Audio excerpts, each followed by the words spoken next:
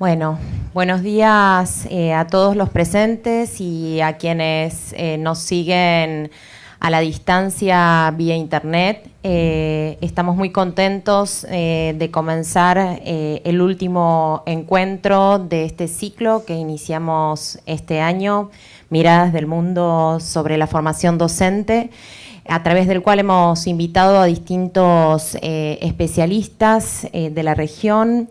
Este es el cuarto encuentro. Nos han acompañado Denis Vaillant, Cristian Cox, Gonzalo Muñoz, de distintos países de la región, y en esta ocasión vamos a presentar a Cintia Chiriboga, de Ecuador. Ahora la voy a presentar, voy a contar sobre su trayectoria, pero quería sencillamente para comenzar recordar cuál es el espíritu de este ciclo, que tiene que ver con poder ampliar nuestros marcos conceptuales, nuestro conocimiento de los debates, las investigaciones y las experiencias de política educativa en materia de formación docente, sabiendo que en un mundo, diría, obsesionado por mejorar las capacidades y los saberes de los niños, jóvenes y adultos en todo el mundo. Esta es una cuestión, la de la formación docente, en plena y permanente revisión por parte de las autoridades políticas, pero también por parte del campo de la investigación, que va produciendo constantemente, en parte a través también o de la mano de las evaluaciones internacionales, pero no únicamente, evidencia sobre cuáles son las políticas o cuáles son las características de las políticas de formación docente que logran un impacto positivo sobre las prácticas de enseñanza, sobre la formación de los futuros docentes y también de los docentes en ejercicio. Sobre esto último es sobre lo que vamos a conversar hoy. Cintia Chiriboga va a compartir con nosotros cuáles son las características de las políticas de formación continua más eficaces, de acuerdo a la mirada internacional, qué es lo que el mundo ha concluido hasta hoy respecto de cuáles son los componentes o los rasgos que deben reunir las políticas de formación continua para tener un impacto positivo sobre las estrategias de enseñanza. Cintia Chiriboga Montalvo, su apellido completo, tiene una maestría en educación de la Universidad de Harvard. Ha realizado durante 35 años proyectos de intercambio institucional y de innovación pedagógica en educación inicial, educación general básica, bachillerato y universidad, focalizados en procesos de formación y seguimiento a docentes. Ha realizado investigaciones también sobre juventud y educación y evaluaciones de distintos programas educativos. Por otra parte, entre 2009 y 2012 fue subsecretaria y coordinadora de programas de desarrollo profesional educativo en el Ministerio de Educación de Ecuador. Fue también decana académica, directora de maestría, coordinadora de tesis y docente en la Universidad Casa Grande de Guayaquil entre 1999 y 2008. Fue parte del equipo que diseñó el proyecto de creación de la Universidad Casa Grande y actualmente es profesora titular del campus Guayaquil de la Universidad de Santa María. Quería destacar que los especialistas que nos han acompañado reúnen como el doble perfil de ser expertos, investigadores, pero además especialistas que han tenido experiencia en la gestión, y eso les da un doble enfoque para nosotros muy interesante por haber puesto los pies en la práctica en la implementación de políticas. Quería también recordar que estas conferencias son seguidas, como dije, además por el auditorio presente, por distintos puntos del país, porque la intención del ciclo es poder hacer llegar estas conferencias al interior de la Argentina y también a otros países de la región, para poder compartir estas reflexiones a puntos del país que en general no tienen la oportunidad de poder disfrutar de este tipo de debates, o al menos no tan frecuentemente como sucede en Buenos Aires. Que por otro lado también esta idea de poder reflexionar sobre las investigaciones o las experiencias en materia de políticas de formación docente tiene que ver con una concepción de las políticas de formación docente que deben estar basadas en evidencia. Y este es un punto muy importante que nosotros sostenemos y creemos que eso implica tanto conocer lo que se está discutiendo en el mundo sobre el tema, pero también poder evaluar las políticas una vez que han sido implementadas para conocer cómo han sido recibidas, pero también el impacto y cuáles son las cuestiones que hay que corregir en las políticas, ya que no nos alcanza únicamente con poder enumerar los datos de cobertura de determinada política de formación continua, por ejemplo, sino que tenemos que saber qué transformaciones han logrado o no suscitar esas políticas. Así que bueno, después de esta introducción, Cintia, te agradezco el haber viajado especialmente para estar aquí con nosotros hoy y te escuchamos. Gracias al Infod por la invitación. Inés, que me sugirió para que venga a hablar sobre este tema. Gracias por la presencia de ustedes. Sé que hubo pequeños cambios y, sin embargo, mis respetos porque se ajustaron a los cambios y están aquí. Bien, vamos comenzando. Voy a tratar de ceñirme a las láminas para no divagar y poder alcanzar. La primera reflexión que yo quiero hacerles es sobre cómo hay que mirar las políticas de desarrollo docente. Hay que mirarlas desde una mirada de complejidad, entendiendo que intervenir en políticas docentes supone intervenir en distintos niveles. La formación continua es apenas una de las tantas políticas que uno puede desarrollar para mejorar los sistemas educativos, pero eso debe ser parte de un conjunto de políticas dirigidas a docentes, pero también a otros actores del sistema educativo. Cuando hablamos de docentes, a veces olvidamos que ahí deberíamos de incluir a los directivos o a otras figuras de apoyo que hay a la docencia en los sistemas educativos. Por ejemplo, tradicionalmente la supervisión es una de esas figuras. Hoy cada vez más en muchos sistemas educativos se incluyen figuras como tutores, mentores, asesores pedagógicos, especialistas que hacen, como hicimos en Ecuador, el rol de auditar sistemas. En Bélgica se le llama a esa figura inspectores, pero es lo mismo, es ir haciendo un trabajo con las instituciones de medición de avance en calidad para ir haciendo señalamientos de los puntos fuertes que hay que sostener y de aquellas cosas que podrían mejorar. Entonces, hoy, cuando hablamos de docencia, tenemos que mirar el espectro más amplio de todos estos profesionales que hacen parte de este campo de la docencia. Eso implica también en las políticas públicas hacerse cargo de pensar para esas figuras una articulación en todo esto que se llama la carrera docente. Entonces,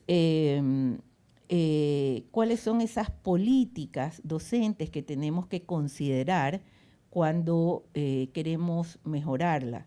Una es la formación inicial.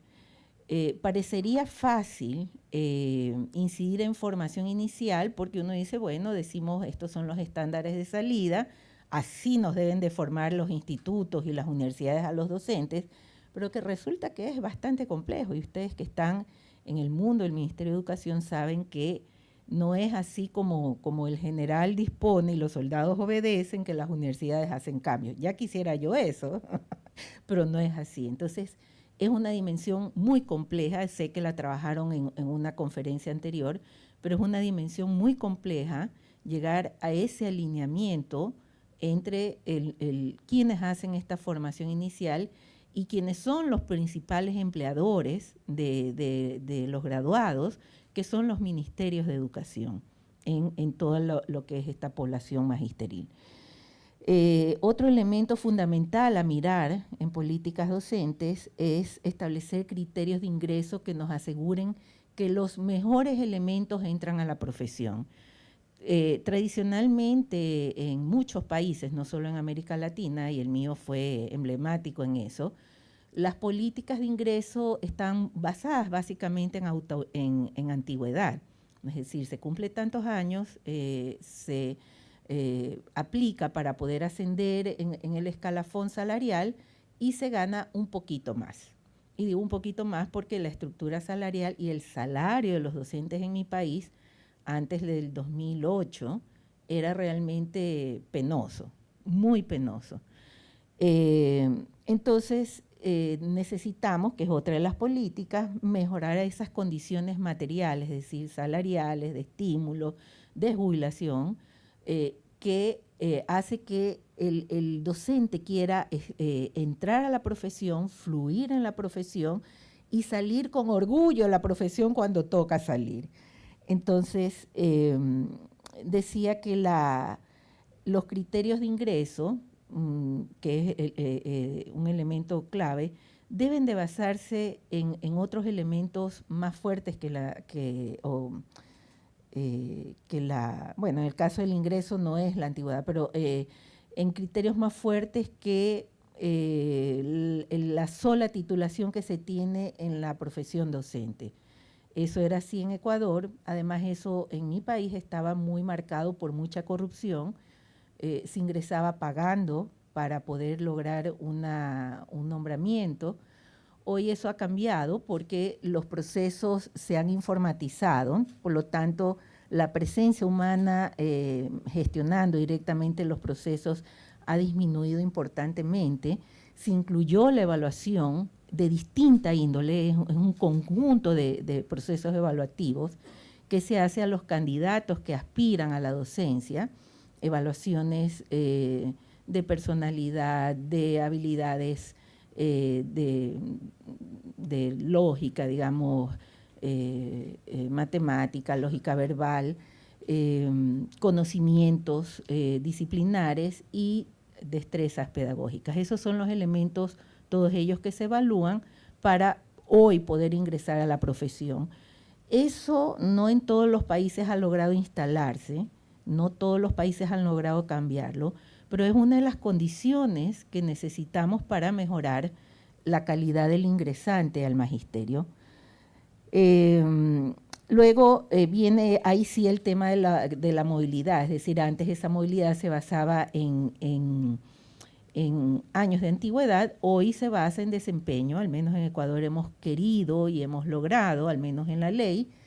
Ya después les hablaré un poquito de algunas dificultades que ha habido en implementar eso, pero la movilidad en la carrera docente se basa en el desempeño mostrado en evaluaciones o en evidencias que presentan los docentes respecto al impacto que ha tenido su docencia en el aprendizaje estudiantil. Hay esas opciones y luego en las escalas más altas se incluyó como otra opción el dar evidencias de haber publicado resultados de esas innovaciones, investigaciones que han realizado como elementos que lo califican también para continuar ascendiendo. Entonces, también en esa carrera docente es importante incluir estas otras figuras que yo decía que hacen parte de esta docencia o este campo de la docencia, que son los directivos, los supervisores acá, o lo que nosotros llamamos allá ahora asesores y auditores educativos, y también estas nuevas figuras de los asesores pedagógicos o los técnicos pedagógicos, o los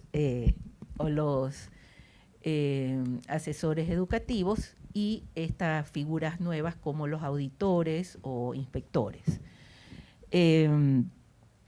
Ya mencioné el tema de la importancia de la evaluación como parte de todos estos procesos. Esto también tiene que estar articulado, este conjunto de políticas, a la formación docente. La formación docente debe ser un elemento clave que permite, la formación continua, que permite mejorar a los docentes que tienen bajo desempeño, pero que esa mejora quede demostrada en distintas formas de evaluación de los propios cursos, que comencé el curso y al terminar el curso he demostrado que he logrado las mínimas habilidades, capacidades, comprensiones que se esperaba de mí para poder decir está habilitado para aprobar el curso.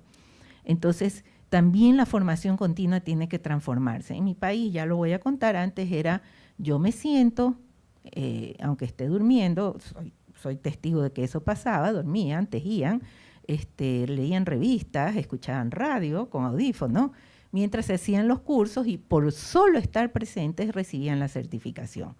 Eso tiene que cambiar, si eso sigue siendo así, hoy tienen que ser cursos que se aprueban, como en el contexto universitario.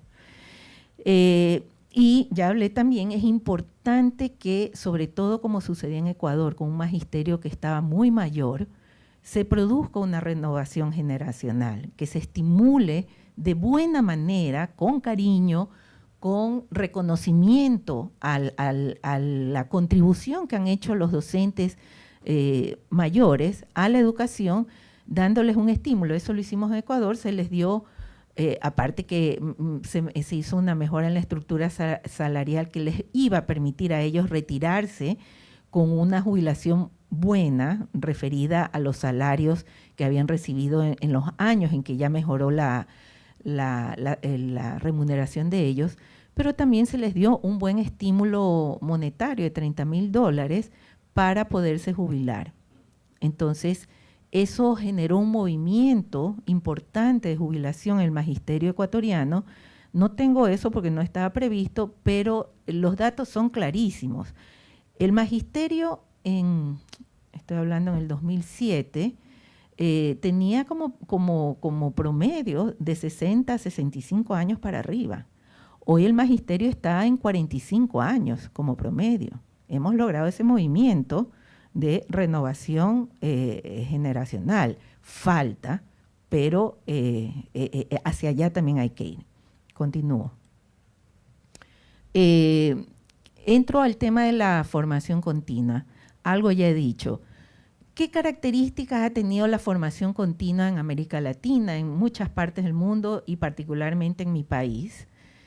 Uno, que era desarticulada, no está articulada a las otras políticas docentes, no tienen continuidad en el tiempo, es decir, cometen el error de encerrar a los docentes en seminarios de 3 o 4 días o de una semana, 60 horas, 40 horas intensivas y luego los mandan a su casa. Eso no es aconsejable, no produce cambio y ya vamos a hablar de qué dice la investigación de que sí produce cambio. Muchas de las experiencias son a pequeña escala, se hacen en ciertas ciudades, en ciertas provincias o en ciertos sectores, pero no se generalizan a todo el magisterio. Esto es una condición, si no, no hay cambio masivo. ¿Queremos cambio masivo? La formación tiene que ser masiva. Otro problema es que son eventos aislados. No tienen continuidad en el tiempo, no son sistemáticos, no están articulados unos temas con otros, no hay una, como en la universidad, eso de los prerequisitos. Yo tomo este curso que es una condición para ya continuar al otro y ese a su vez es una continuación para el otro. Ya vamos a ver eso. En Ecuador intentamos hacer ese tipo de articulación con algunos cursos para que se vaya produciendo un proceso como de aprendizaje acumulado, reiterativo, de cada vez mayor profundización de cada una de las cosas que van aprendiendo a la luz de los nuevos temas. Eso es fundamental. Ya hablé de que eran programas que solo se aprueban por irse a sentar a asistir.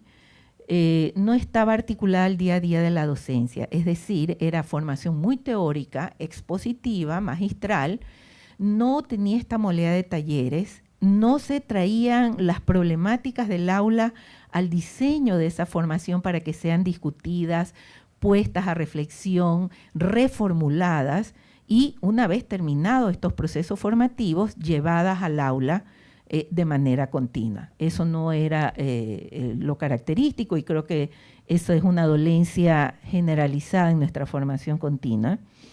De la mano de lo anterior, no incluyen seguimiento y retroalimentación, asesoría, apoyo a los docentes como complemento a esa formación continua. No hay medición de impacto y esto es uno de los temas graves que tenemos en general en los sistemas educativos. No medimos impacto de casi nada y de lo que menos medimos impacto es la formación continua, sobre todo relacionada al aprendizaje estudiantil. Generalmente los temas que, por ejemplo, nosotros encontramos cuando el equipo que entramos en la gestión de Correa desde el 2006-2007, yo entré más adelante, pero ya los equipos que entraron comenzaron a revisar el tema y era una diversidad de temas que muchos no tenían nada que ver con la docencia.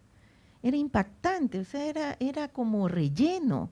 Los temas eran relleno, no estaban articulados a los temas medulares que los profesores necesitaban para mejorar. Los ministerios, al menos en mi país, a veces entregan esa formación a ONGs o a fundaciones u otro tipo de organismos, a veces erráticos. A veces encontramos que periódicos, medios de comunicación hacían formación a docentes, y no había ningún control por parte del ministerio. No sabíamos qué les estaban enseñando ni cómo les estaban enseñando y si eso estaba alineado a las metas curriculares, a las grandes metas de logros de los ministerios. No era así en Ecuador, no sé cómo pasará en otros lados, pero eso es grave. Y por lo tanto, con menos razón sabíamos impacto de eso.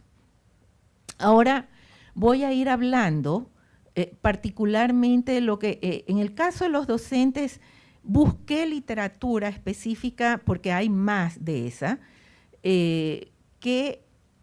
investigación que se ha hecho para ver qué características debe tener la formación continua para que impacte en el aprendizaje estudiantil. Luego, cuando hable de mentores, directivos, asesores, auditores, como eso fue un pedido de que lo incluya también, pero ya en el último tiempo, ya no tuve mucho tiempo nada de tiempo de investigar la investigación que hay sobre la formación a estos otros agentes, pero por mi experiencia y por lo que he leído, sé que hay poco investigado sobre impacto de cómo mentores hay un poquito más, pero no mucho, cómo al yo formar y las modalidades de formación de mentores o tutores impacta la calidad institucional, el desempeño de los docentes y el aprendizaje estudiantil. Menos hay, pero mucho menos hay sobre la supervisión o estos otros agentes de cómo, si yo los formo de tales o cuales características, me van a impactar en institución, en directivos, en docentes, en todos estos elementos que hacen parte de la comunidad educativa. Casi no hay. O sea, tengo que investigarlo, pero estoy segura que casi no hay. Entonces, en docentes voy a entrar en más detalle que dice la literatura internacional. Con los otros agentes yo les voy a contar lo que hicimos en Ecuador y que leímos en su momento, nos ayudó a tomar las decisiones del diseño que hicimos de ese tipo de agentes de apoyo. Ok, vamos, docentes. Primero, al revisar la literatura sobre investigación del impacto de la formación continua, encontré que en la literatura anglosajona, y hablo anglosajona no solo la de Norteamérica, estoy hablando de Australia, estoy hablando de Canadá, estoy hablando de Inglaterra, definen ellos la formación continua como desarrollo profesional. Nosotros más bien entendemos el desarrollo profesional como un concepto más amplio que incluye todas las políticas docentes. Ellos más bien acuñan el término desarrollo profesional para referirse a la formación continua. Me gustó esta definición porque creo que acoge lo que debe ser el centro de la mirada al evaluar formación continua. La Asociación de Docentes de Alberta dice que la amplia gama de actividades que los docentes realizan individualmente o colectivamente para mejorar su práctica profesional y mejorar el aprendizaje de los alumnos es lo que ellos llaman desarrollo profesional o lo que nosotros llamamos formación continua. Y con esa hice énfasis en el mejorar el aprendizaje de los alumnos porque es desde esa mirada que ellos luego evalúan los modelos y experiencias. yo voy a ir presentando lo que dice la literatura, si se lee, y luego qué hicimos en Ecuador. Y luego les voy a presentar lo que también dice la literatura y qué no hicimos en Ecuador y por qué no alcanzamos a hacerlo. Uno de los cambios que hicimos nosotros en el modelo de formación continua es que los temas de capacitación estén basados en las evaluaciones que hicimos masivas de docentes y directivos en su desempeño, de los docentes que ya estaban en el magisterio, los que estaban en ejercicio, para poder identificar dónde estaban sus debilidades. Con base a eso fue que construimos la agenda de formación y llegamos a la clara conciencia que nuestra agenda formativa era una agenda remedial. Habían tales deficiencias en los docentes que teníamos que hacernos cargo de ese docente y ayudarlos a que logren las competencias básicas que requeríamos para que mejore el aprendizaje estudiantil. Normalmente en otros países la formación continua es una formación orientada a actualizar, a proveer comprensiones sobre nuevos temas que están entrando en el mundo de la educación. Y así debería de ser. Pero dada la realidad que nosotros enfrentábamos en ese momento, dijimos, tenemos que hacernos cargo de lo que tenemos y tenemos que ayudarlos a mejorar desde donde están. Entonces, también nosotros usamos como referencia los estándares que habíamos construido, los estándares de desempeño docente y directivo, como referencia para decidir qué temas deberían de ser centrales en la formación docente y en la de directivos. También hicimos una reforma curricular en la educación básica y en el bachillerato. Cuando yo estuve, estaba terminada la reforma en la educación básica, así que un componente muy fuerte, pero muy fuerte de la formación continua fue familiarizarlos con los ajustes que habíamos hecho, que eran ajustes no de contenido solamente, sino de concepciones pedagógicas que queríamos que los docentes manejen respecto a cómo promover el aprendizaje en aula, ¿no? Y procurábamos que la formación continua docente, desde el punto de vista pedagógico, sea absolutamente coherente con esas premisas del currículum, que enfatizaba, eran premisas basadas en el constructivismo, que enfatizaban el aprendizaje basado en problemas reales, en problemas auténticos, el promover conflicto cognitivo, exploración de qué saben los alumnos, qué saberes ya traen para conectar los nuevos aprendizajes a esos saberes, el usar la evaluación como herramienta para el aprendizaje y no solo para emitir calificaciones, producir más metacognición en los chicos porque eso les deja habilidades y capacidades que seguirán usando una vez que se acaba la escolaridad o la universidad. Ese es el regalo que uno hace cuando instala habilidades metacognitivas. Enseñarles a investigar, ese es otro regalo que uno le hace cuando uno es un buen docente a los chicos, como un comportamiento básico antes de intervenir en una realidad. Entonces, todos esos elementos que queríamos y que las habíamos puesto en las definiciones curriculares, queríamos que hagan parte de la formación continua. Y por lo tanto, también esa fue una referencia importante.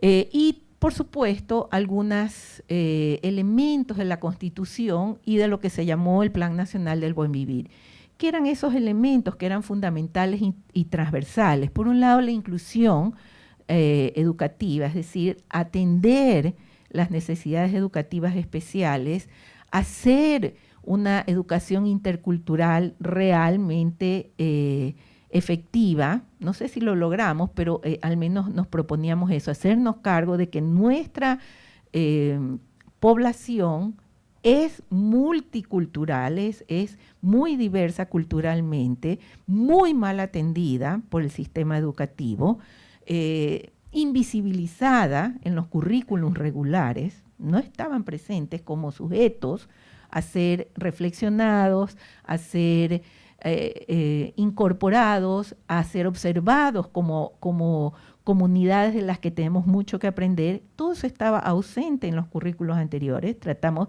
de que eso sea parte de los currículos y tratamos que también la formación continua se haga cargo de eso. Y bueno, en ese sentido, y que dice la literatura internacional, que la formación continua debe de ser coherente con las necesidades de los docentes, con los objetivos y estándares nacionales y con otros programas formativos que están tomando. Nosotros en el Ministerio decidimos cortar así de raíz, con hachazo, todos los otros programas que se estaban desarrollando, que ya mencioné que eran con estas ONG, fundaciones, con un conjunto de instituciones que no estaban contribuyendo a nuestras metas. Decidimos que nosotros íbamos a tener un control directo de la formación que recibían los docentes, y por lo tanto nos aseguramos que toda la formación que estén tomando los docentes era la que proveía el Ministerio a través de las universidades. Ya les voy a contar el modelo que instalamos, de manera que teníamos la tranquilidad de que siempre estaba toda esa formación guiada por el mismo modelo pedagógico, el mismo modelo de formación a los docentes. La otra cosa que hicimos es que la formación sea una formación basada en el principio del aprendizaje activo, que sea en modalidad de talleres, no de exposiciones, planteando problemas de aula como punto de partida en cada uno de los temas de la formación continua, y que exija debates, discusión, traer sus programas de aula a los cursos para someterlos como a revisión, a reestructuración, a experimentación, a hacer pequeñas experiencias de, mientras duraban los cursos, aplicar en aula lo que estaban aprendiendo. Eso nos impusimos y ya cuando les cuente les voy a decir cómo fue que más o menos lo logramos, que eso de verdad funcione en todos los cursos que implementamos. La literatura internacional dice eso, o sea, cuando la formación continua está guiada por estos principios de aprendizaje activo, tiene más posibilidades de impactar en el aprendizaje estudiantil. Hay colaboración con colegas, se hace indagación sobre las propias prácticas de enseñanza y la de los colegas, se promueve la metacognición en los docentes, se conecta el material que se estaba aprendiendo con sus propias reflexiones y con los rediseños de aula que se les pide hacer. Por lo tanto, el modelo pedagógico que usamos para la formación continua usaba las mismas premisas del constructivismo que procuramos que el currículum de la educación básica tenga, que era que esté basada en resolución de problemas, que genere conflicto cognitivo, que promueva trabajo en colaboración, que aboque a los docentes a estar indagando constantemente qué comprenden sus estudiantes para poder evaluar los diseños de clase y que se hagan la pregunta, ¿qué estoy haciendo y qué no estoy haciendo que me está poniendo a la mayoría de mis chicos en este lugar y no donde yo quiero en sus comprensiones? Y que genere debate y metacognición. Y esto sustentado también en lo que dice que la investigación internacional, que es lo que también otro componente que mejora aprendizaje estudiantil es cuando la formación continua se basa en estos modelos de pedagogía activa. La literatura internacional dice que la buena formación continua está articulada al trabajo de aula. Eso lo tratábamos de hacer mientras duraban los cursos, que esté haciéndose continuamente innovaciones en el aula. Otra cosa que señala la literatura internacional es que la formación continua tiene que estar actualizando, en el caso nuestro, mejorando el dominio disciplinar que tienen los docentes de las disciplinas que enseñan, porque en nuestro país lo comprobamos, ese dominio disciplinar es precario. En las evaluaciones de los docentes, la última que se sistematizó, la del 2014, los docentes solo el 20% sacaban muy bueno y excelente. De ese 20%, alrededor del 3% sacaban excelente. El 80% de los docentes sacaban bueno e insatisfactorio. Para nosotros, un docente, para poder ascender en el escalafón, tiene que sacar como mínimo muy bueno. Entonces, esto era un problema grave. El dominio disciplinar que tenían los docentes era terrible, precario, era una cosa realmente angustiosa. Entonces, diseñamos un conjunto de cursos dirigidos a las didácticas de la disciplina, porque otra cosa que también dice la investigación es que no solo que hay que enseñarles a que sean buenos matemáticos, buenos cientistas sociales o de las ciencias naturales, sino que entiendan cuáles son los núcleos fundamentales a enseñar y la manera como se aprenden esos saberes fundamentales de la disciplina para poder crear ambientes de aprendizaje específicos para el aprendizaje de cada disciplina. Por lo tanto, decidimos que sean cursos de didáctica de las distintas disciplinas, para que no sea el saber en abstracto, sino pensado esa profundización disciplinar en cómo se la debe de enseñar. Otra cosa que encontramos que era fundamental, porque también lo dice la investigación, es que la formación continua debe promover aprendizaje colaborativo entre los docentes, promover la creación de comunidades de aprendizaje. Inicialmente, como hace, yo diría que la enorme mayoría de los países, nuestra formación continua permitía que los docentes individualmente, cada institución, se matriculen en los cursos y sucedía que 1 o 2 docentes de cada institución tomaban el curso y el resto no. Pero la literatura nos decía que si no provocábamos que los colectivos de cada institución tomen el mismo curso al mismo tiempo, no iban a producirse cambios. Si nosotros logramos que los docentes de una misma institución se formen al mismo tiempo, se producen diálogos pedagógicos, inquietudes continuas de cómo vas a aplicar esto, tú qué comprendiste de esto, cómo estás haciendo lo de acá, reunámonos un ratito para leer juntos este material del curso, resolvamos esto que nos están pidiendo juntos, yo te observo a ti, tú me observas a mí. Se produce una sinergia que no se produce cuando uno permite que los docentes a su libre albedrío, individualmente de cada institución, tome el curso.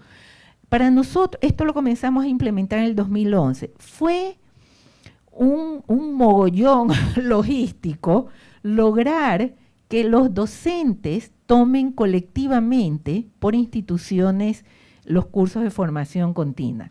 Fue un ejercicio con el área de sistemas, porque todos los cursos se gestionaban a través del área de sistemas, se tenían que registrar ahí se gestionaban las calificaciones, etcétera, etcétera. Los docentes podían ir viendo cómo estaban sus calificaciones, se registraban en los horarios y en las sedes que ellos querían, etcétera, pero los obligamos a que los hagan colectivamente. Inicialmente hubo un bajón en la matrícula, en el número de docentes que lográbamos capacitar. Pero yo dije, me jalo ese bajón, sabía que iba a bajar la matrícula inicialmente, pero luego comenzó a subir. Una vez que ya aprendieron cómo se hacía eso de matricularse colectivamente, ¿ya? Pero eso es fundamental. ¿Por qué comenzamos a comprobarlo? Porque por otros proyectitos que yo tenía en marcha en mi área, comenzamos a ver que se comenzaba a producir esa sinergia en las instituciones donde estaban todos tomando el mismo curso. Entonces fue una buena decisión, compleja, pero buena. La otra cosa que es fundamental es que los cursos, ya lo dije, sean de larga duración. Nosotros los íbamos, generalmente los cursos, dependiendo del número de horas, duraban 2 o 3 meses. Cursos de 40, de 60, a veces de 80 horas, que duraban 3 meses, hasta 4 meses. ¿Por qué era eso importante? Porque permite la ida y vuelta a la institución a poner en práctica lo que se está aprendiendo, porque así lo pensamos el diseño de los cursos. Entonces, es importante esa dosificación en el tiempo para permitir la elaboración, la reestructuración de sus prácticas y de sus concepciones. La otra cosa, y dije, ¿no? La investigación demuestra lo ineficaz que son esos cursitos que son de 15 horas, de 10 horas, de 12 horas, hasta de 20 horas, no sirven. A partir de las 30 horas ya se comienza a ver, medidos con modelos estadísticos, un efecto en el aprendizaje de los estudiantes. Cuando son esos cursos concentrados, de esos seminarios, como les dije al inicio, 40 horas, 60 horas en una semana, no sirven. La investigación demuestra que tienen 0 efecto en el aprendizaje estudiantil. No sirven, no lo sigan haciendo. La otra cosa que es fundamental es involucrar a los directivos en la formación continua. De 2 maneras: que ellos tomen los cursos, porque ellos son docentes y siguen siendo docentes. No sé si acá sea igual. En la legislación ecuatoriana se les pide que, aunque sea, enseñen una asignatura, lo cual yo creo que no es adecuado por las otras exigencias que tienen, pero bueno, se les exige, por lo tanto, siguen siendo docentes, necesitan ellos también mejorar. Pero por otro lado, también concebimos cursos especiales para los directivos en formas de liderazgo, que se les llama liderazgo pedagógico, que tienen en el centro el aprendizaje estudiantil como elemento para los énfasis de sus acciones directivas en la institución. Entonces, les enseñamos qué implica ese nuevo modelo de ser directivo, qué implica ese énfasis en el aprendizaje estudiantil, y cambiarles el chip a los directivos que normalmente destinaban y destinan el 80-90% de su tiempo a temas de tipo financiero, de logística institucional, y no a la calidad de la educación y del aprendizaje estudiantil, ¿no? Y de la calidad de sus docentes, por lo tanto. Entonces, este es otro elemento que está altamente demostrado, que cuando ellos se involucran apoyando a sus docentes que están tomando formación continua, haciendo seguimiento a esa formación continua, o ellos mismos involucrándose en la misma capacitación en que están sus docentes, eso tiene un impacto también en la calidad de la dinámica institucional y por lo tanto de los aprendizajes estudiantiles. Y la otra cosa que es importante es una cultura de evaluación del desempeño docente. Eso nosotros lo instalamos, como dije, en el hecho de que los cursos eran evaluados. Docente que no da la medida, qué penita, reprobaba y tenía que volver a hacer el curso en una siguiente oportunidad. ¿Cómo eran los sistemas evaluativos? Los profesores eran evaluados a través de los trabajos que iban haciendo a lo largo del curso, como un curso universitario. Eso era sometido a evaluación. Pero al final había una evaluación de opción múltiple, que era hecha por evaluadores externos, no eran hechas por los mismos instructores. Eso tiene que ver con la cultura de la trampita que hay en Ecuador. ¿Por qué decidimos hacer eso? O sea, ya después anecdóticamente, si me preguntan, se los cuento.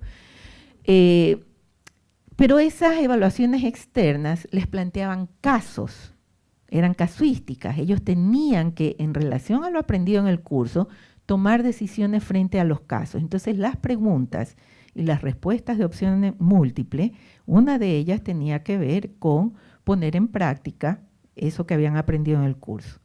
Entonces, combinando los trabajos que ellos hacían a lo largo del curso, más esta evaluación de salida, era lo que daba la calificación de aprobación del curso.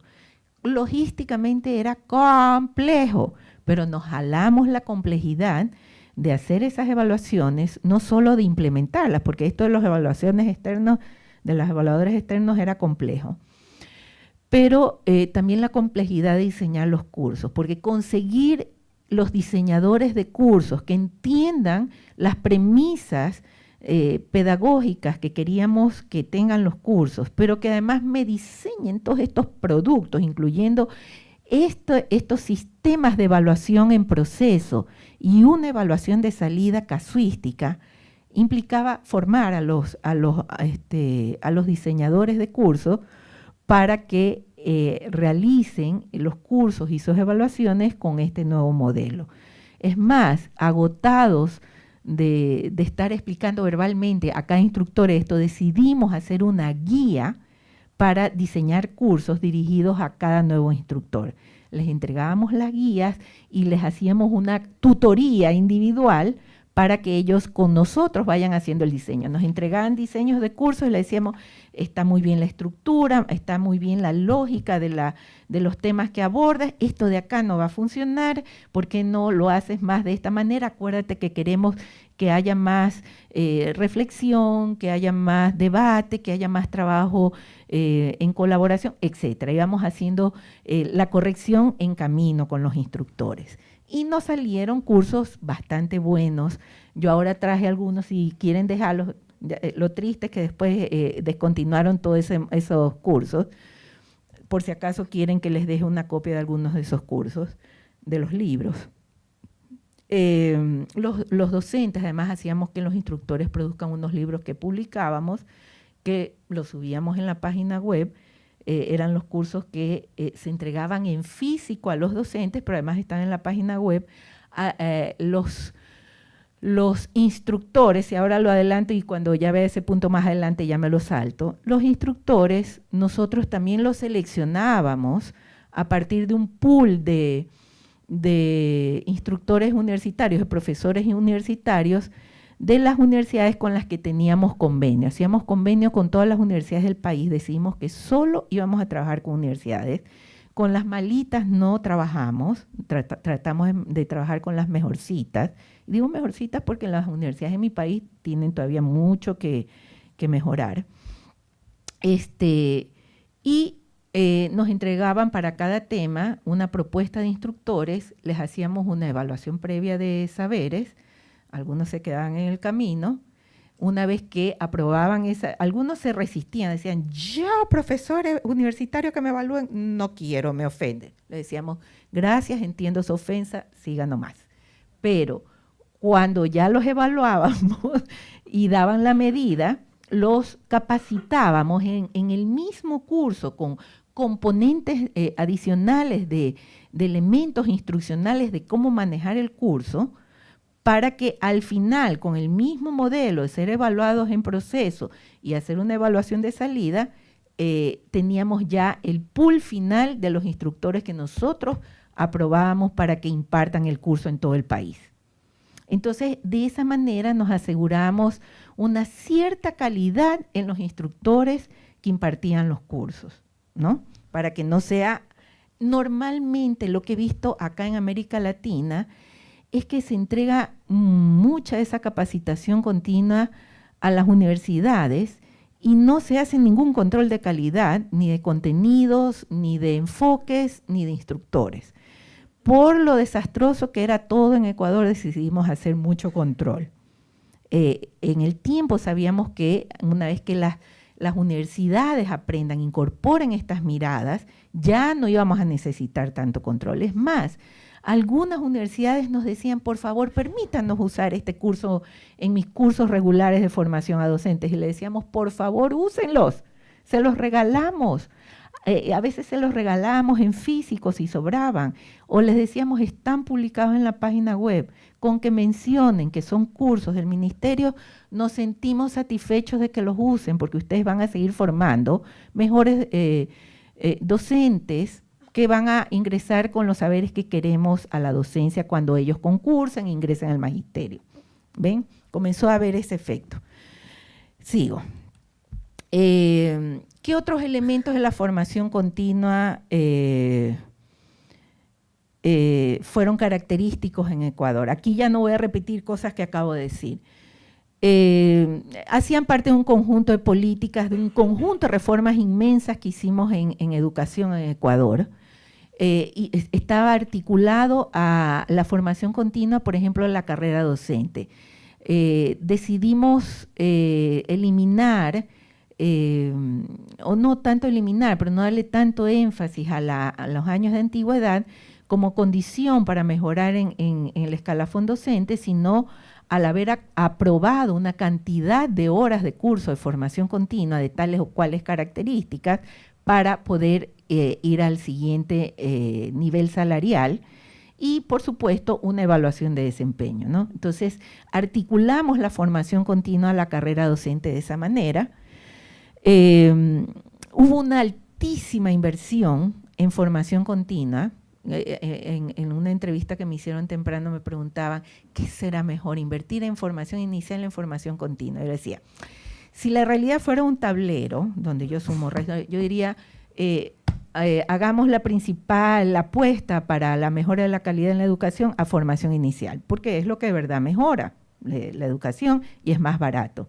Pero resulta que uno tiene ahí a los docentes ya instalados y uno no se puede desentender de esa realidad. Entonces dijimos, aunque es mejor y más barato hacer una intervención en formación inicial exclusivamente, si pudiéramos hacer eso, no es posible, porque uno tiene la masa de los docentes que sí, van a seguir en el magisterio y que van a seguir sacando así con las justas el muy bueno, pero que sabemos en las evaluaciones que tienen que mejorar aún mucho más para que el aprendizaje estudiantil sea de mayor calidad.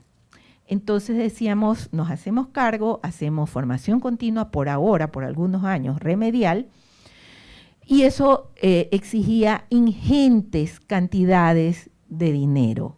En nuestra gestión, nosotros en formación continua invertíamos algo así como 4 o 5 millones anuales de dólares, que para un país pequeñito como Ecuador, que será como el tamaño de la provincia más pequeña Argentina, es mucho dinero en formación continua. Pero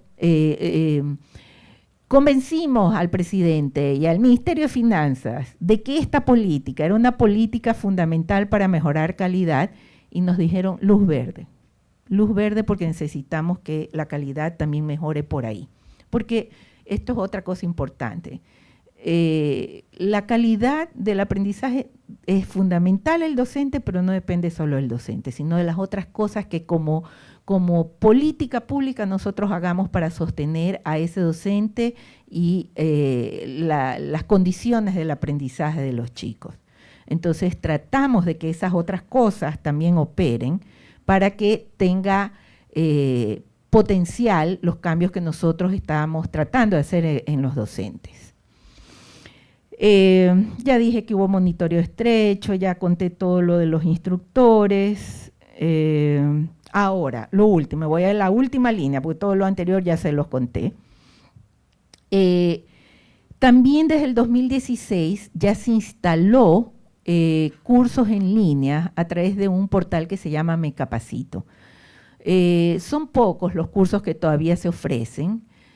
Desconozco si tienen las mismas características de los cursos presenciales. Deberían, es posible, créanme que es posible, porque eso yo lo trabajé con una universidad como un pequeño pilotaje. Es posible hacer formación efectiva de calidad como la presencial si uno asegura ciertas condiciones de la formación en línea.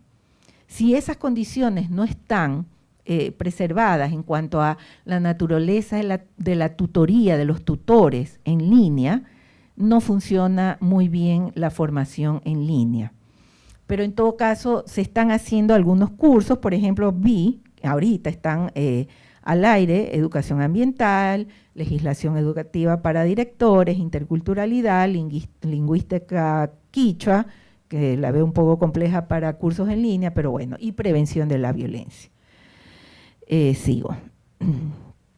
Ahora, ¿qué dice la literatura internacional que también había que hacer y que no logramos hacer suficientemente o nada en Ecuador. Comienzo por lo que dice la literatura internacional. Dice que se debe combinar espacios formales de formación continua con experiencias de recibir seguimiento y retroalimentación por parte de expertos externos. Esto también está muy investigado, y eso es lo que le da más potencia a la formación continua, que haya ese seguimiento posterior. El impacto de la formación continua es mucho menor cuando no hay ese seguimiento, créanme, mucho menor. Conscientes de que eso era así, nosotros hicimos un pilotaje de un programa de mentorías que, a diferencia del concepto de mentorías que se maneja en el mundo, conseguimos que los mentores ayuden a docentes nuevos, pero también a docentes en ejercicio con bajo desempeño en las pruebas SER. Entonces, el programa de mentoría justamente trataba de instalar eso. Hicimos un pilotaje que duró 2 años. La idea era, a partir del segundo año, masificar, pero mucho del equipo ministerial cambió y ese programa se descontinuó. Recién ahora, en el 2017, lo volvieron a abrir, pero con otras características. No sé si irá a funcionar o no, pero no está todavía masificado. Entonces, eso no lo hicimos. Otra cosa que dice la literatura internacional es esto de la cultura de evaluación de desempeño docente, tomando el aprendizaje estudiantil como centro de la misma. No hicimos evaluación de impacto en el aprendizaje estudiantil de los diversos componentes de esa formación continua. Tenemos que hacer evaluación de impacto. Recién ahora, y eso debo de rescatarlo, tristemente salió Van der Falconi, el último ministro de Educación. Él comenzó a presionar para que se comiencen a hacer estudios de impacto de las distintas políticas de educación, y salieron resultados muy interesantes de los primeros estudios de impacto. Tristemente, el tema de la docencia y de la formación docente todavía no se la está evaluando sus impactos, todos estos cambios masivos que hicimos en el tema docencia. Y es importante porque a veces uno hace inversiones altísimas en estrategias que no funcionan o que funcionan poco comparada con otras estrategias que con igual o a veces menor inversión tienen mayor impacto. Entonces, eso no hicimos y eso es grave. Créanme que eso es grave. Cuando uno tiene escasez de dinero, hacer esto es fundamental para poner la plata donde sabemos que la cosa va a funcionar. Otra cosa que dice la literatura internacional es que se involucra a los docentes en las instituciones en diversas decisiones pedagógicas y curriculares. ¿Qué es lo que no logramos aún en los docentes? Es que ellos tengan un nivel de dominio en docentes directivos, un dominio de saberes disciplinares, pedagógicos, como para que ellos comiencen a tener más autonomía en las decisiones curriculares. Todavía el sistema es precario, todavía no estamos en el punto en que podamos darle esa libertad curricular, lo cual genera un mayor, cuando los docentes tienen esa capacidad, un impacto mucho mayor en el aprendizaje estudiantil cuando ya los docentes tienen la capacidad como para tomar esas decisiones. No cualquier docente debe tener libertad para tomar decisiones curriculares. Los docentes precarios no deben de tener libertad de decisión curricular, porque no saben hacia dónde debe de ir el aprendizaje. Pero cuando el docente logra las capacidades expertas en docencia y disciplina, debe tener libertad con su equipo, con su institución para tomar decisiones curriculares. Todavía no llegamos a ese punto en Ecuador. Y son experiencias sostenidas de aprendizaje activo. Ya les conté que el programa de formación continua, como se los he contado, se descontinuó, sin que me dé una evaluación de por qué. Y eso fue un error grave. O sea, eso es haber invertido mucho dinero para desperdiciarlo. No digo una expresión más fuerte. Ahora, vamos a formación rápidamente, lo que hicimos de directivos, mentores, asesores y auditores.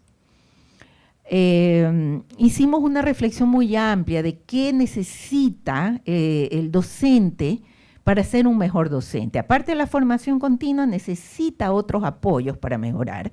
Revisamos literatura, trajimos expertos y comenzamos a darle forma a estos otros elementos, tanto en expresarlos en la legislativa, en la nueva ley que produjimos en el 2011, como en la implementación de programas específicos. Y veíamos que era importante tener agentes externos e internos con otro perfil, con una concepción de rol diferente a la que existían y que sean agentes de apoyo a la calidad. Por ejemplo, ya expliqué que los directivos perdían o pierden su tiempo haciendo logística administrativa, financiera, y sentíamos que había que redefinir el rol de los directivos como los primeros agentes de calidad en la institución, como los apoyos. Y cuando hablo de directivos, no hablo solo de directores y rectores, hablo de los subdirectores, vicerrectores. En mi país tenemos inspectores, subinspectores, inspector general. Hay un conjunto en las instituciones muy grandes, hay un conjunto de cuerpos directivos a los cuales transformarles el chip para que ellos asuman que su rol es sostener y mejorar calidad a través de sus acciones. Entonces sentíamos que eso tenía que cambiar. Ya esto se los acabo de explicar, así que sigo. También creamos esta figura del docente mentor, que eran docentes a los que les retirábamos un número sustancial de horas de docencia directa para que se dediquen a hacer mentoría a docentes de su circuito. A todo esto les cuento rápidamente, en Ecuador cambiamos la estructura de gestión del sistema educativo para enchufarnos con el cambio de la estructura de la gestión del Estado. El Estado decidió desconcentrar la gestión de las funciones ejecutivas, creando zonas, distritos y circuitos. Eso sucedió en educación y sentíamos que el mentor debería ser un agente de apoyo a docentes que tenían bajo desempeño en instituciones de los circuitos. Y luego a la vieja supervisión le dimos de baja con honra y creamos, con el apoyo de Inés, dos figuras. Inés fue clave en ese cambio, déjenme decirles, dos figuras de apoyo a la calidad. Los unos son los asesores educativos, que los pensamos como agentes para mejorar la gestión institucional, teniendo el aprendizaje estudiantil como centro del cambio en la gestión institucional. Por lo tanto, su contraparte directa para trabajar eran los directivos, porque quienes trabajan o trabajarían directamente con los docentes eran los mentores. Los asesores educativos deberían de trabajar con los cuerpos directivos y con el conjunto del personal cuando hay temas que ameritaban repensar sistemas, por ejemplo, sistemas de evaluación de estudiantes, sistemas de evaluación interna de docentes, sistemas de autoevaluación, etcétera. Ahí con el conjunto de los cuerpos docentes, pero también como los asesores educativos como agentes de mejora en los circuitos educativos. Y luego la otra figura era el asesor educativo, que era el auditor educativo, perdón, que es un evaluador externo que usando los estándares como referencia, estándares de aprendizaje estudiantil, estándares de desempeño docente, desempeño directivo, de gestión institucional, etcétera, etcétera, debería de producir informes de auditoría que deberían de integrar los resultados de sus propias visitas de observación de equipos de auditores, visitando una semana, 10 días una institución, observando, conversando con estudiantes, con padres, con directivos, con docentes y produciendo un informe que además integre las evaluaciones de desempeño que hoy emite el Instituto de Evaluación Educativa, INEVAL, que hace evaluación de estudiantes, de docentes, de directivos estandarizadas. Entonces, el informe de auditores debería ser la guía de trabajo para los asesores educativos, para los directivos, para sostener las fortalezas encontradas, no aflojar en esas fortalezas, pero también superar debilidades encontradas. Entonces, volver en este caso la evaluación en un agente de cambio. Esa es la concepción que quisimos darle a estos dos roles. Ahora, rápidamente les cuento cómo era la formación a mentores, porque ya están bostezando. Eran docentes fiscales con nombramiento que tenían más de 5 años de experiencia en aula, con excelentes o muy buenas calificaciones en las pruebas SER. Hicimos una prueba especial de desempeño nosotros en mi área, con el equipo que iba a manejar mentoría, para ver quiénes tenían unas habilidades más allá de estas pruebas de desempeño que les permitía ser buenos mentores. La prueba fue muy buena porque créanme que los mentores resultaron muy, muy buenos en el proceso de formación. El supuesto era que cada mentor maneje entre 5 y 8 escuelas, que pueda trabajar en cada semana, visitando una escuela cada semana, o cuando son estas escuelas pequeñas, tal vez hasta 2 escuelas en un día, trabajando con 8 o 12 docentes. Si una escuela como un conjunto estaba malita, puede ser que un mentor se dedique a una sola escuela, porque tenía que trabajar con el conjunto de la escuela, porque el conjunto de los docentes estaban malitos. O sea, había esa flexibilidad. ¿Cómo era la formación a mentores? Esto se los cuento rápidamente. En este pilotaje que hicimos, nosotros queríamos que ellos cambien también el chip de cómo aprende la gente. Queríamos instalar en ellos habilidades potentes, comprensiones muy fuertes sobre cómo aprende la gente según la investigación hoy en día y cómo debe ser entonces el aprendizaje en aula para que entienda hacia dónde tenía que promover el cambio en los docentes. Entonces, seminario 1, 2 y 3 estaban basados en eso. En el 1 les hacíamos una mirada más amplia sobre los supuestos de la educación, el modelo que tenemos de escolaridad por aulas, grados, edades, que lo detesto, creo que eso debería de cambiar, ya no funciona, ya eso se los habrá dicho alguna vez Inés o muchas veces Inés, que es una de las que cree firmemente, y por eso yo le paro bola a ella, porque cree firmemente en la necesidad de un cambio radical en la estructura de la escolaridad. Yo también creo eso. Y todo eso se lo planteamos a los docentes, o sea, teníamos que hacer que todas sus convicciones se caigan, y logramos que se caigan, que entren en crisis todas esas ideas que tradicionalmente todos manejamos de que las cosas como están bien y lo que hay que hacer es hacerlo mejor. Eso se llama cambio de tipo 1. No, lo que nosotros queríamos es que suceda en el sistema educativo cambio de tipo 2, que es abandonar lo que se hacía para hacerlo de otra manera. Entonces, eso tratamos de instalar en los mentores, esta idea de que hacia allá debe de ir el cambio educativo y su rol en el cambio de la pedagogía en aula para producir otro tipo de experiencias de aprendizaje y otro tipo de calidad de aprendizaje. Como muchos de esos mentores iban a actuar en ruralidad, donde hay escuelas multigrado, también dimos formación en esos temas de cómo manejarse con escuelas multigrados, cómo adaptar a esas realidades locales el currículum nacional, etcétera. Cómo hacer evaluación, y luego en medio de todo eso los íbamos familiarizando con la política pública, pero en medio de todos estos seminarios les íbamos enseñando ciertas destrezas de base que ellos tenían que manejar.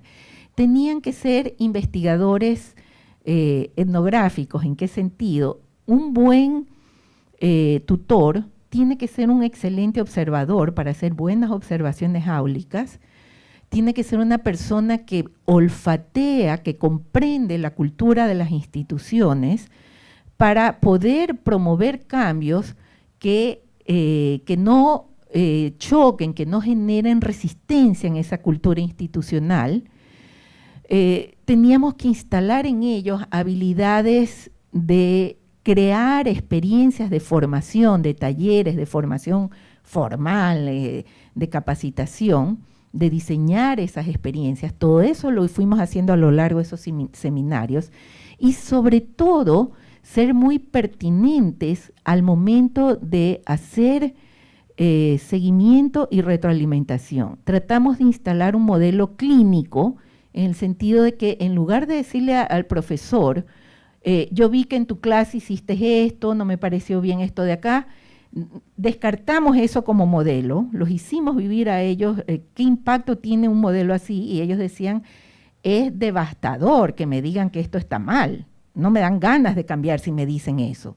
Entonces, les hicimos comprender que como opción era importante llevarlos a los docentes a reflexionar cómo ellos se desempeñaron, usar herramientas como estos registros etnográficos que ellos iban a hacer o estas filmaciones áulicas que tenían que pedir permiso para hacer, para que los propios docentes se observen y hagan ellos sus reflexiones de cómo les fue implementando algo, cómo les fue implementando una nueva idea que aprendieron en algún taller y cómo creen que podían hacerlo mejor en una siguiente ocasión esa implementación.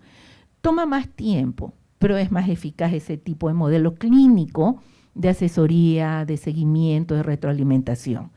Eso es también el modelo que quisimos instalar, ¿no? Termino eso en cuanto a docentes. Vamos a...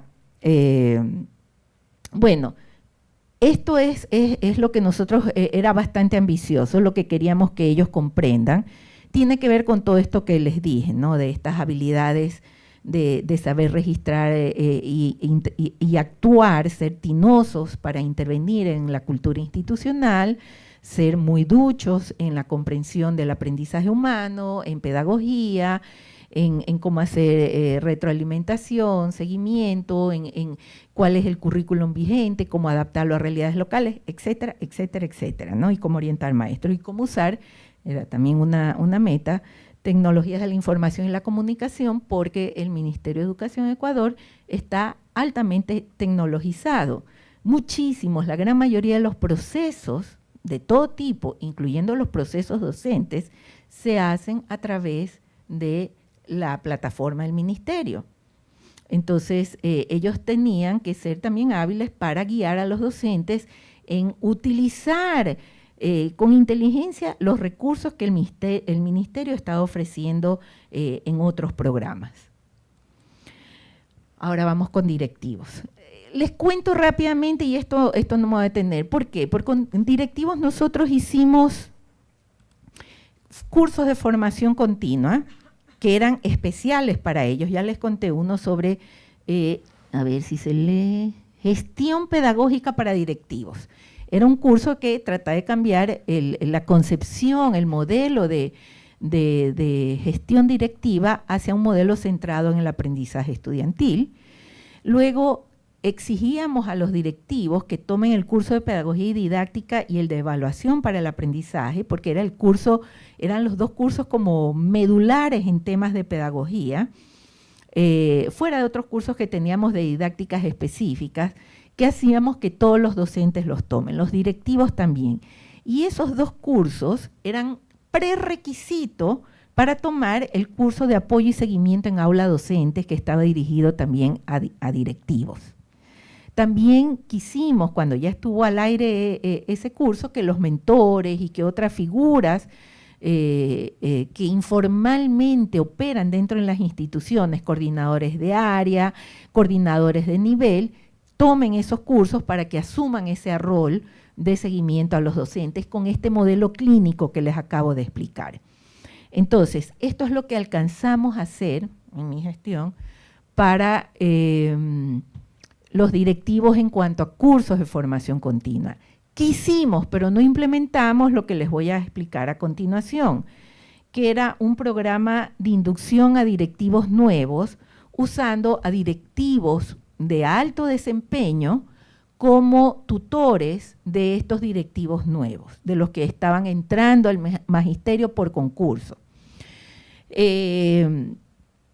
Era un modelo similar al de mentoría y muy parecido al programa que se instaló para asesores auditores, que luego les voy a contar, en cuanto a tener dos niveles formativos. Por un lado, había el equipo, el ministerio, que formaba a estos tutores y al mismo tiempo los tutores aprendían esta nueva función trabajando realmente con directivos nuevos para que comprendan, y así fue la formación de mentores, no eran seminarios encerrados, eso me olvidé de explicar. Al mismo tiempo que los mentores iban recibiendo estos seminarios, ellos iban trabajando en instituciones reales como mentores de docentes, y así fue como aprendieron la función. Igual queríamos hacer con los directivos.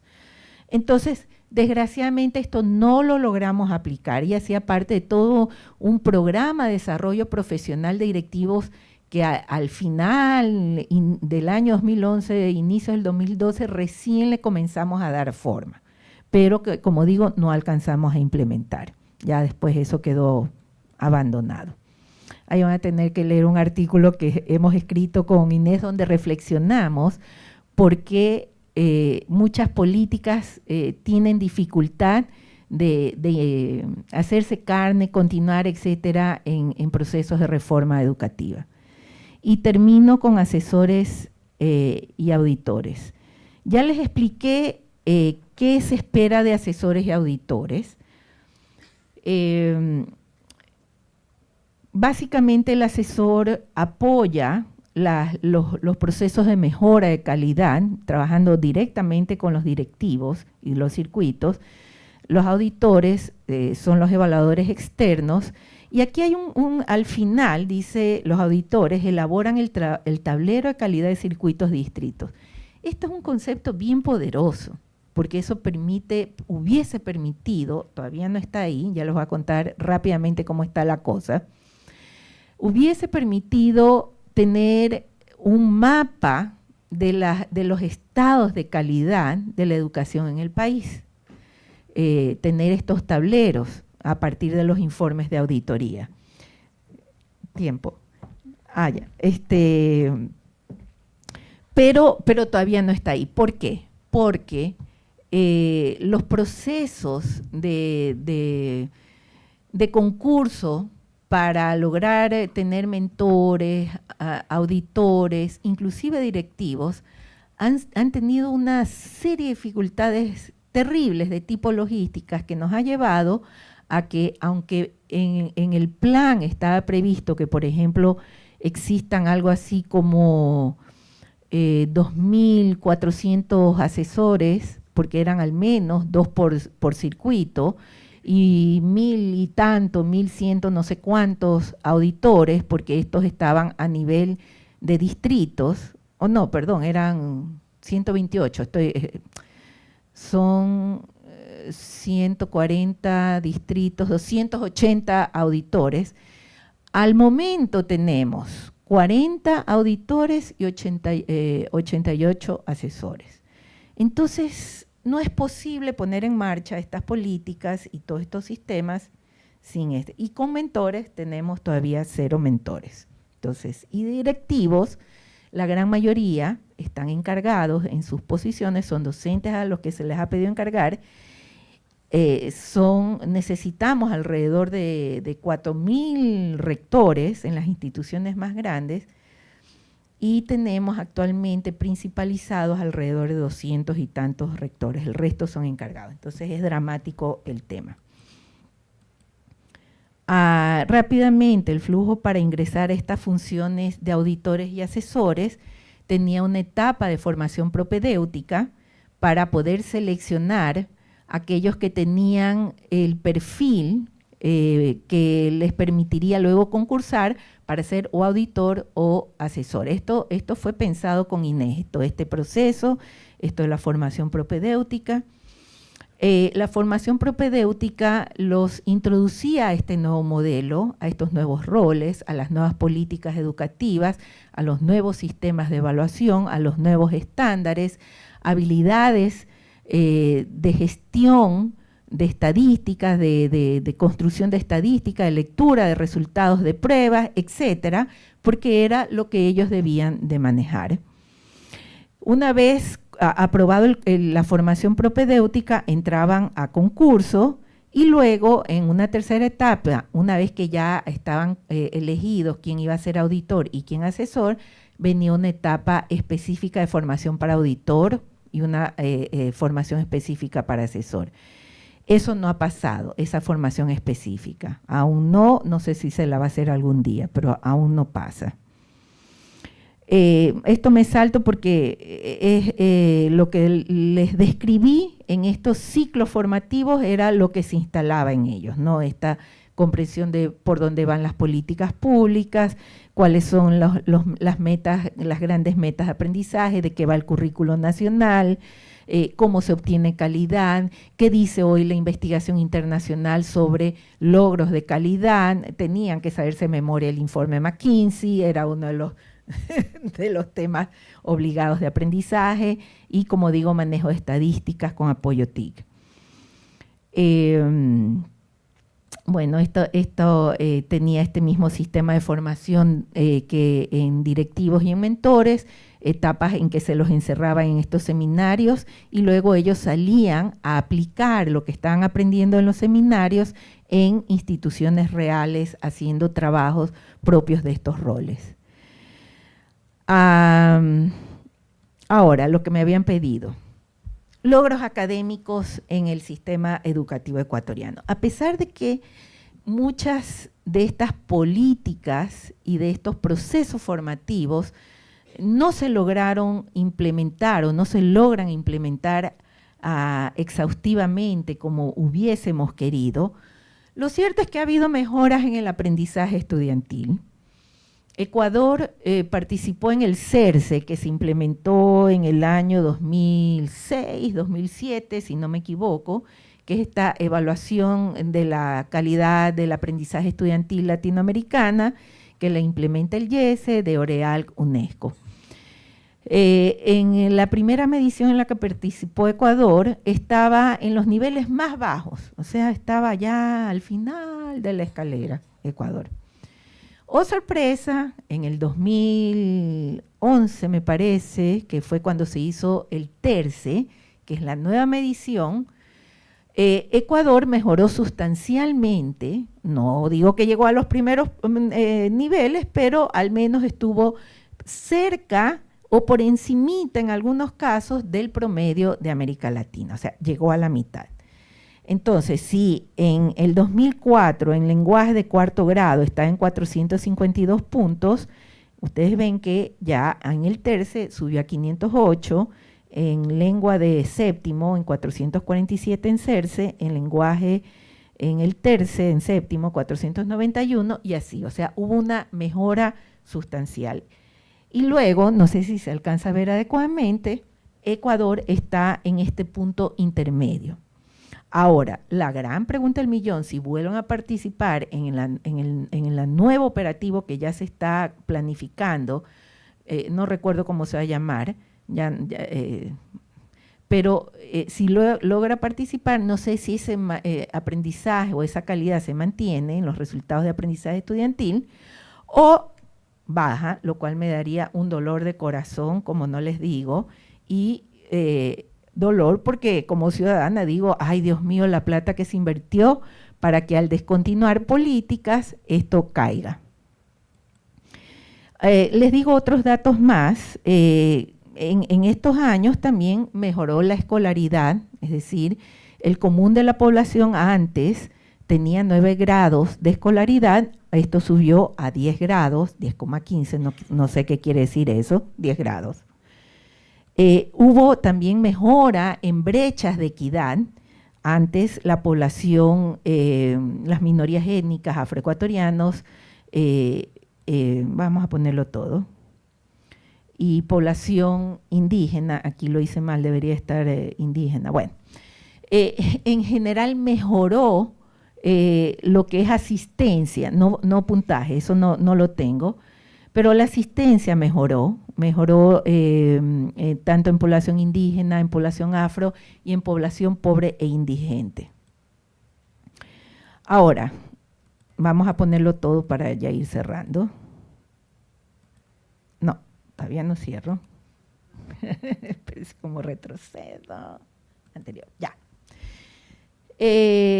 Básicamente lo que dije al inicio, tiene que estar esta política de formación continua articulada a todas las otras políticas de educación y a las otras políticas de calidad docente y directivos. Hay que usar la investigación internacional como referencia para tomar decisiones. Creo que un error muy grave que hemos tenido en América Latina es nunca haber hecho eso y tomar decisiones un poquito por experiencia personal, por idiosincrasia, pero no más, y eso tiene que cambiar. Tenemos que modelar en la formación continua docente aquella pedagogía que queremos que los docentes utilicen con sus estudiantes. Tiene que ser tal cual. Queremos, y ahí sí les quiero mostrar una última lámina para no caer en esto, si queremos que los docentes sean promotores del aprendizaje activo, la formación a los docentes tiene que ser bajo el modelo de aprendizaje activo y no esto de aquí. Es decir, hablar del aprendizaje activo con los modelos antiguos. Esto no puede ser.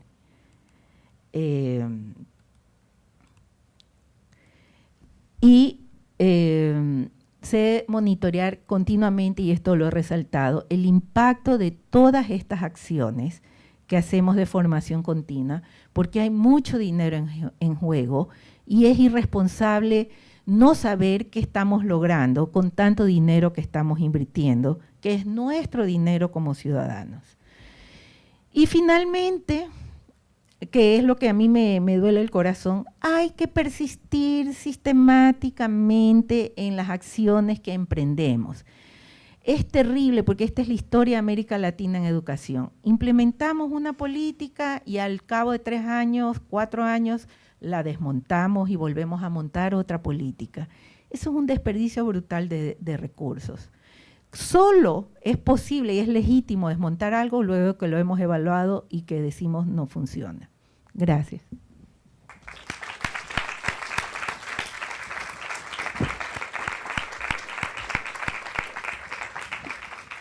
Bueno, Cintia Chiriboga, muchísimas gracias. Creo que aprendimos mucho todos con tu conferencia.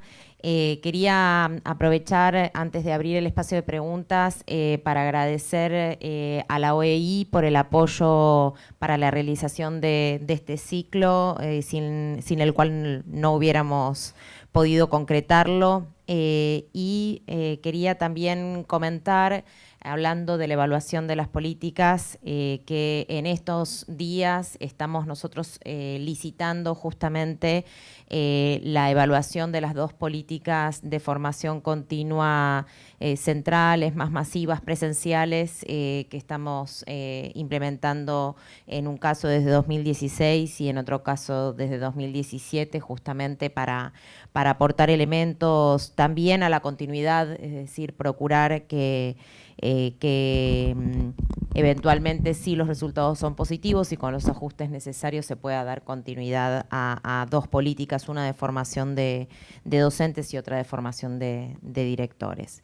Quería aprovechar para abrir este espacio de preguntas con una pregunta de política, que es, bueno, desde nuestro lugar lo que también nos interesa, o especialmente, ¿cómo conciliar este objetivo de masividad al que te referías al comienzo con la calidad de la formación, teniendo en cuenta que muchas veces no es sencillo dar con los formadores de excelencia o formadores, digamos, de la calidad necesaria como para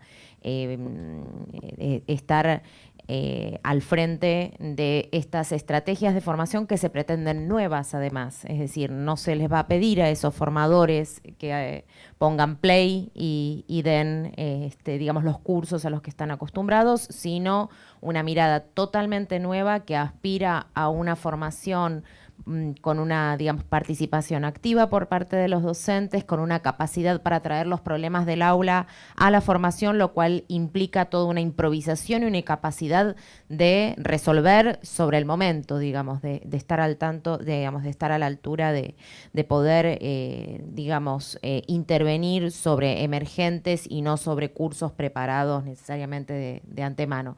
Y te comento 2 preguntas que nos han llegado a la distancia también, y después abrimos también al auditorio. Por un lado, de la provincia de Buenos Aires, Miriam, desde Quilmes, nos pregunta cómo articular en una misma formación la formación disciplinar con la formación didáctica. Y por otro lado, también una pregunta coincidente desde Brasil y Puerto Madryn, referida a la formación a distancia, la formación en línea. ¿Cuáles en todo caso serían las características de una formación en línea de calidad? Pregunta técnica. No sé si podemos ver, y quisiera enchufar mi pendrive, las características, mostrarles los libros que usábamos, porque ese es un camino, hay muchos caminos, este es el que nosotros nos ingeniamos, mostrarles las características que tenían los libros que entregábamos a los docentes y que tenían que manejar los instructores. Esto para responder a tu pregunta. Este es un camino. Nosotros tenemos la ventaja de ser un paisito chiquito y por lo tanto nos dimos el lujo de hacer este nivel de control, que era nosotros producir los cursos. Nosotros producíamos los cursos y por eso quería ver si los puedo mostrar. ¿Puedo enchufar? Sí. Pero me tengo que levantar. Me levanto un ratito. Bueno, después se los muestro, ya, no perdamos el tiempo. Nosotros diseñábamos los cursos y formábamos después de, como les expliqué, que seleccionábamos los instructores, formábamos a los instructores en la gestión de ese curso. Eso nos permitía control de calidad, porque ya el curso venía con esas premisas de aprendizaje que queríamos que ellos trabajen y el tipo de pedagogía que queríamos que ellos implementen como modelo para los docentes, porque hay que enseñar con el ejemplo. Si queríamos que los docentes sean grandes pedagogos que usan la pedagogía activa en su aula, ellos tienen que ser formados con esas mismas premisas. ¿Cómo garantizas eso en los instructores? Una vía, en un país chiquito como el nuestro, era hacer nosotros como ministerio esos cursos. La otra es que ustedes seleccionen a los instructores y los formen o los evalúen para ver, evaluación no de papel y lápiz, hacer clases demostrativas para ver cómo ellos manejan, que esa es la manera como nosotros seleccionamos a los equipos, por ejemplo, que iban a manejar programas de mentorías o que iban a formar otros. Nos sentábamos, les decíamos, a ver, mira, nosotros nos manejamos con estas concepciones de cómo debe formarse a los docentes, cómo debe ser la pedagogía en aula. Les dábamos un día para que preparen un taller para mentores, un taller para docentes, y los veíamos en acción.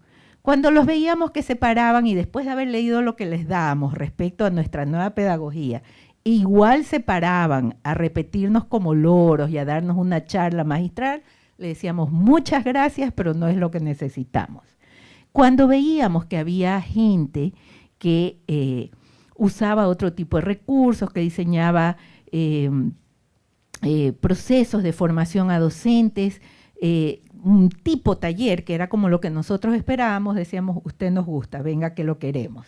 Esa es otra manera. Entonces seleccionas pool de instructores, no importa si en la universidad, de fuera de la universidad, no importa, donde sean los buenos, donde estén la gente con esas habilidades, para que sean tus instructores que, medidas sus habilidades en la disciplina, te formen en eso. Es difícil que tengas a alguien que te combine las dos cosas, porque, por ejemplo, nosotros dimos cursos de otros temas como el desarrollo del pensamiento crítico, y teníamos una persona que era especialista en ese tema, pero no necesariamente era una gran pedagoga. Entonces teníamos que orientarla para que el curso, y cuando ella impartía los cursos, sean bajo estas premisas. Entonces no es fácil hacer control de calidad. Ahí, dado que ustedes son un país inmenso, con autonomía en cada provincia, con sus ministerios en cada provincia, esto tal vez implicará ponerse de acuerdo entre todos los ministerios respecto a ciertos lineamientos de selección, de formación a este pool de instructores que podrían ser los que impartan cursos, para asegurarse un mínimo de homogeneidad en cuanto a sus concepciones pedagógicas, a su manera de formar, asumiendo que son sólidos en ese saber específico. Por ejemplo, otro curso que hicimos, porque es un problema grave que tenemos en Ecuador, es el tema del abuso sexual. En el sistema educativo, en los sistemas educativos hay mucho abuso sexual invisibilizado. Los docentes, especialmente los docentes hombres, se sienten en total cancha para hacer desde pequeños abusos, de andar peñiscando a las niñas, de andarlas toqueteando, hasta abusos mayores. Entonces nos vimos obligados a hacer este curso con instituciones, una de las más reconocidas en el país en este tema.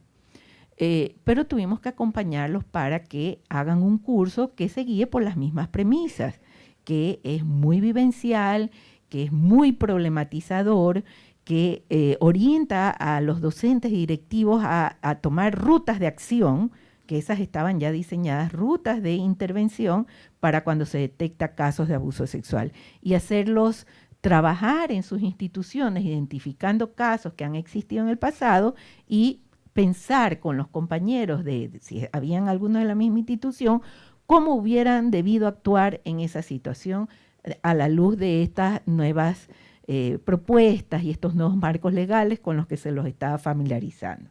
¿Ves? Entonces, por eso digo, no es fácil, pero creo que una manera es como hicimos nosotros, que ustedes mismos hacen los cursos y forman a los instructores en la gestión de esos cursos.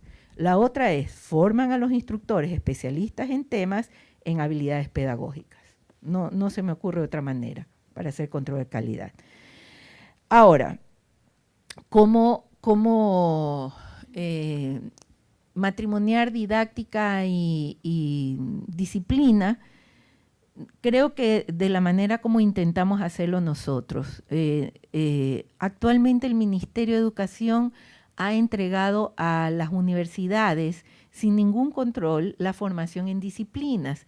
Entonces, sé de directas fuentes que los cursos son los terribles y aburridos cursos de contenidos disciplinares que dan las universidades en física, en química, en biología, en cualquier cosa que son las disciplinas, sobre todo del bachillerato, y no están imbuyéndolos en la didáctica que hay que implementar para enseñar esa disciplina. Didáctica basada en estas premisas del currículum del aprendizaje activo. No está pasando eso. Por eso nosotros decidimos que los cursos que impartimos para los docentes de la educación básica iban siempre a ser de didáctica en X disciplina, para asegurar justamente eso. No dar sí dar cursos de pedagogía, porque uno tiene que tener esa formación general, y luego entrar a los cursos de las didácticas específicas que implican profundización disciplinar.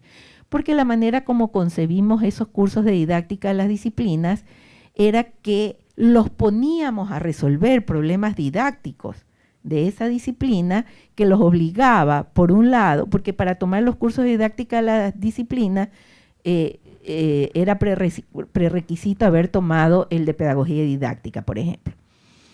Ellos tenían que resolver esos problemas didácticos para enfrentar un contenido X del currículum, y ahí se generaban una serie de debates, discusiones de cómo, a partir de la resolución de problemas, de promover la conexión con aprendizajes previos, etc., todo el ABC de los principios constructivistas, cómo yo garantizo que los chicos comprendan tal contenido o tal elemento de álgebra, por ejemplo, ¿ya? Esa era la decisión que nosotros tomamos, porque sentimos que el divorcio que hay entre didáctica y disciplina iba a continuar si no lo hacíamos así. Finalmente, sobre la formación en línea, dije algo al respecto, no me he puesto a investigar profundamente sobre el tema, pero sí sé que la formación en línea que no tiene una tutoría, unos tutores que garantizan que haya aprendizaje activo, es decir, que haya esta conexión con su aula, que no garantiza que hayan foros y debates entre los participantes en relación a los temas que están aprendiendo y en relación a cómo llevarlo eso a su aula. Si la formación en línea no hace constantes evaluaciones de tipo metacognitiva y debates entre los colegas respecto a esas reflexiones que van haciendo, no funciona.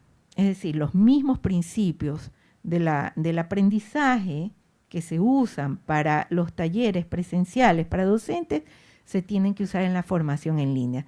De lo contrario, es un ponerse al día con información, con ideas interesantes, pero que generan mayor dificultad para llevarlas al aula cuando no está mediada por estas estrategias que ayudan a la llevada al aula de lo que se está aprendiendo. No sé si hay otra pregunta. Sí, ¿alguna otra pregunta de los presentes? Sí.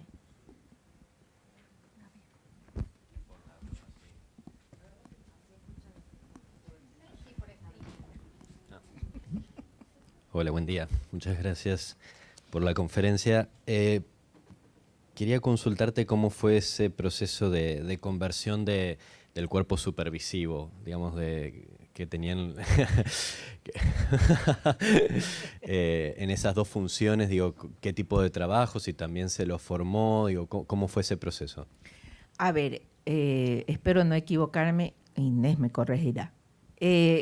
Sí, ahí había que actuar con tino, delicadeza, para no generar ruido político con la antigua supervisión. Si no recuerdo mal, toda la supervisión en Ecuador era alrededor de 700 o 900 supervisores que habían, todos con modelos muy caducos, muy feos de cómo implementar la supervisión. Eran pocos en realidad para cubrir todo el país, por lo tanto sus visitas eran muy esporádicas y eran visitas con un modelo muy autoritario, muy descalificador de mírame a mí como yo hago y tú aprende para que aprendas a ser mejor profesor. Eso que nos parecía espantoso.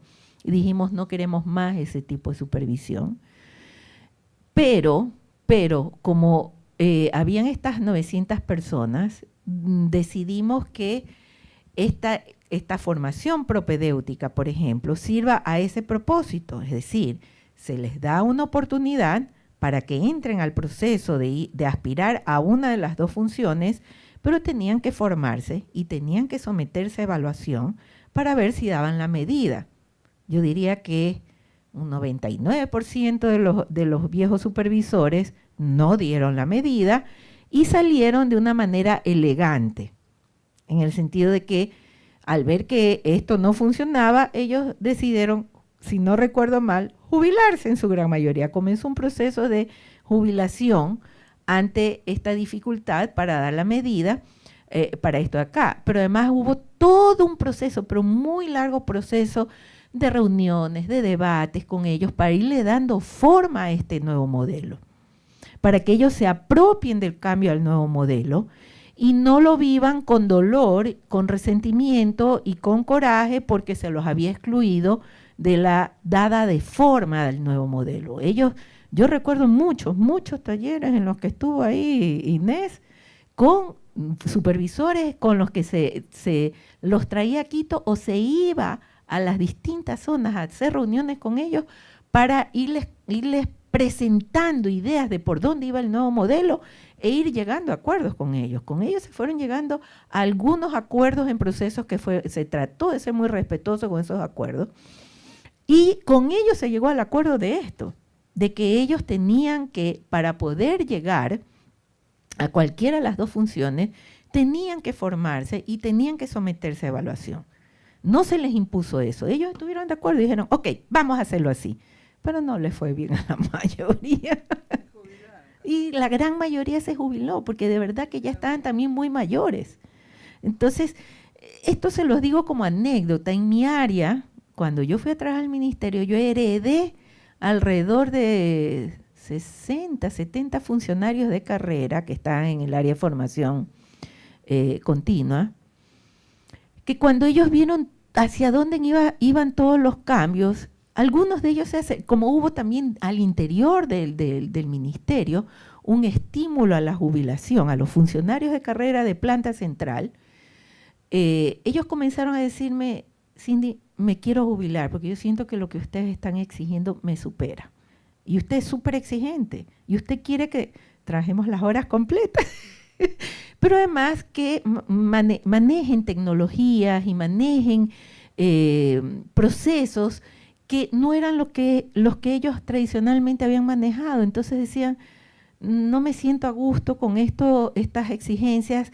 Ellos decían, está muy bueno lo que están haciendo, pero siento que yo ya no doy la medida. Y solitos comenzaron a jubilarse, sin conflicto, en buena onda. Se jubilaron, o sea, con cariño. Me acuerdo que la ministra hizo algunas sesiones en que se hizo un reconocimiento a todos estos funcionarios que se iban jubilando, incluyendo los supervisores. Y se les daba como un gracias muy fuerte, porque gracias a ellos también el sistema funcionó los años que funcionó. Entonces, se trató de hacerlo en buena onda, o sea, no imponiendo, no pateando el perro, no maltratando, porque eso genera resistencia en los que se quedan, y eso no está bien, a nadie se lo debe tratar así. Bueno, Cintia, muchas gracias. Ya estamos sobre la hora, había más preguntas, pero no vamos a llegar a plantearlas. Muchas gracias otra vez por haber venido a la Argentina especialmente para compartir tus ideas con nosotros. Y bueno, a la audiencia que nos sigue detrás y a la presente, vamos a hacer lo imposible porque continuar con el ciclo el año que viene, así que esperamos hasta el año que viene. Adiós. Gracias.